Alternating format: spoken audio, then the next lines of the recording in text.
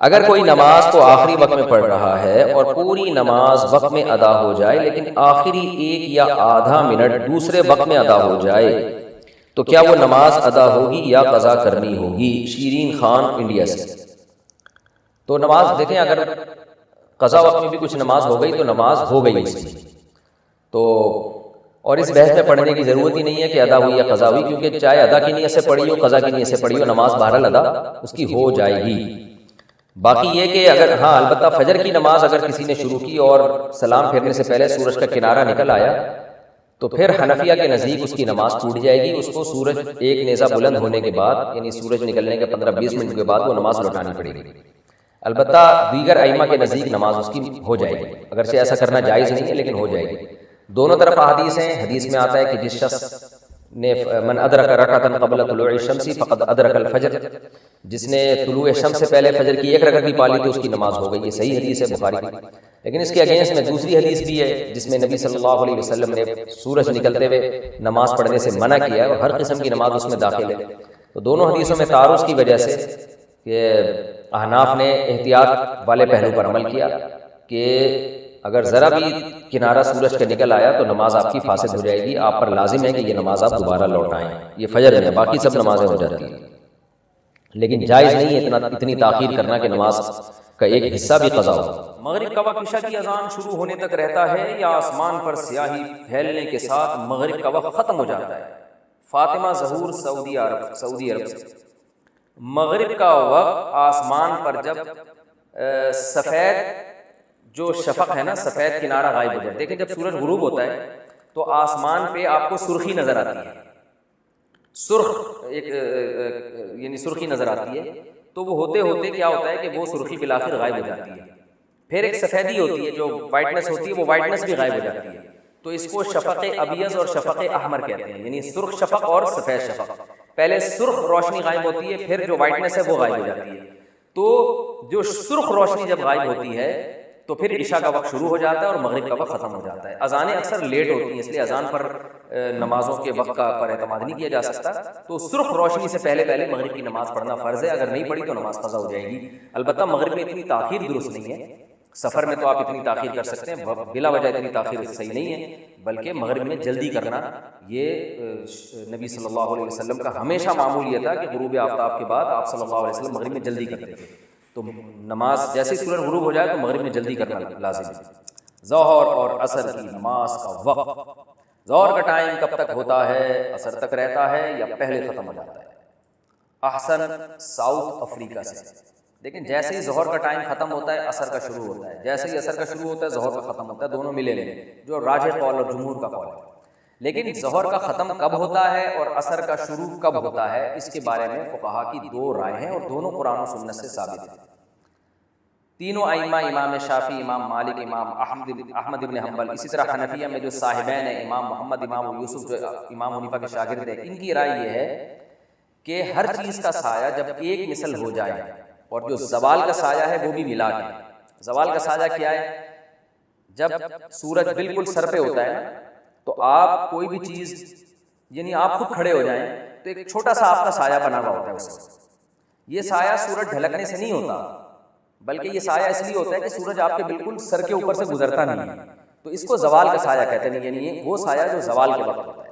مثال کے طور پر ایک چیز ہے 6 فٹ کی، ایک چھڑی ہے 6 فٹ کی، آپ نے وہ 6 فٹ کی چھڑی زمین میں گاڑ دی، اب کیا ہوگا؟ سورج مشرق سے نکلا تو اس 6 فٹ کی چیز کا سایہ ہوگا، بہت لمبا سایہ ہوگا، جیسے ہی سورج اوپر آتا رہے گا یہ سایہ سمٹ کے چھوٹا ہوتا رہے گا، بالآخر ہوتے ہوتے سورج جب بالکل چوٹی پر ہوگا تو جو ممالک ایکویٹر پہ ہیں، خط استوا پر ہیں، ان میں تو یہ سایہ 0 ہو جائے گا، لیکن پاکستان میں، انڈیا میں، سعودیہ میں، اسی طرح افریقہ کے بہت سارے ممالک میں یہ سایہ 0 نہیں ہوتا، بلکہ سورج جب بالکل سر پہ ہوتا ہے تو یہ سایہ بہت چھوٹا ہو جاتا ہے لیکن ختم نہیں ہوتا۔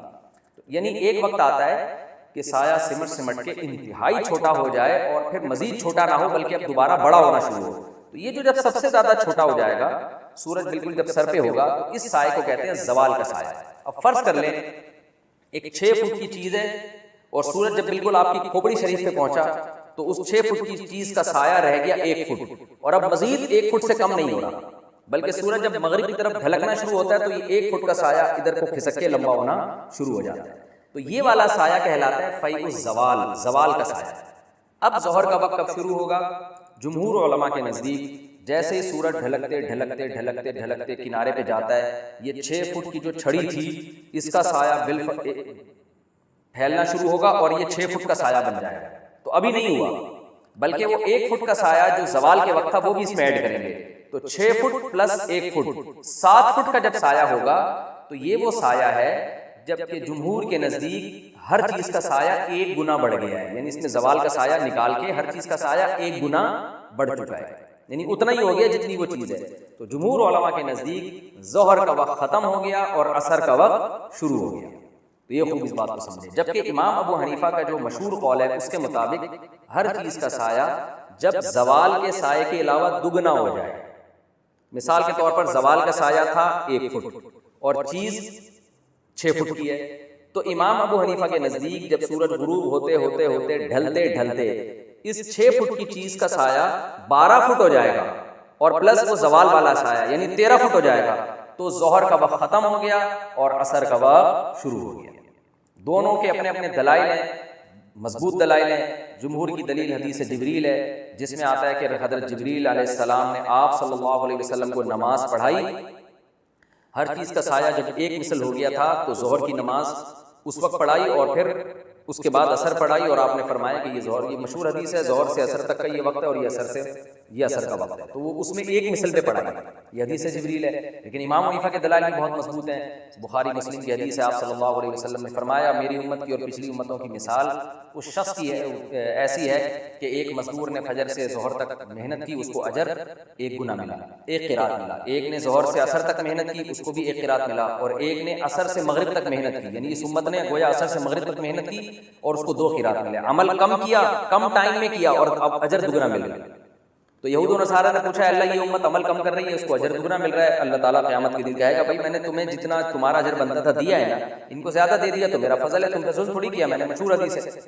تو یہ مثال فٹ بیٹھتی نہیں ہے ایک مثل سے، اس لیے کہ اگر ظہر اور یعنی ایک مثل پہ ہم اس بات کے قائل ہو جائیں نا کہ ظہر کا وقت ختم ہو جاتا ہے تو پھر ظہر اور عصر کا ٹائم اور عصر اور مغرب کا ٹائم تقریباً سیم ہو جائے گا. جبکہ حدیث سے پتہ چل رہا ہے ظہر عصر میں وقت کم ہوتا ہے،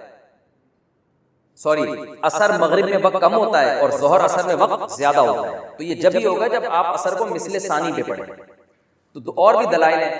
تو اس میں صحیح بات یہ ہے کہ عام حالات میں ہمیں کرنا یہ چاہیے تاکہ تمام اقوال پہ تمام حدیثوں پہ عمل ہو جائے، ہمیں احتیاطاً کرنا یہ چاہیے کہ ایک مثل سے پہلے ظہر ہر قیمت پہ ہم پڑھ لیں تاکہ تمام فقہا کے نزدیک ہماری ظہر کی نماز قضا ہونے سے بچ جائے، اور عصر ہم پڑھیں 2 مثل ہونے کے بعد تاکہ تمام فقہا کے نزدیک عصر ہماری درست ہو جائے.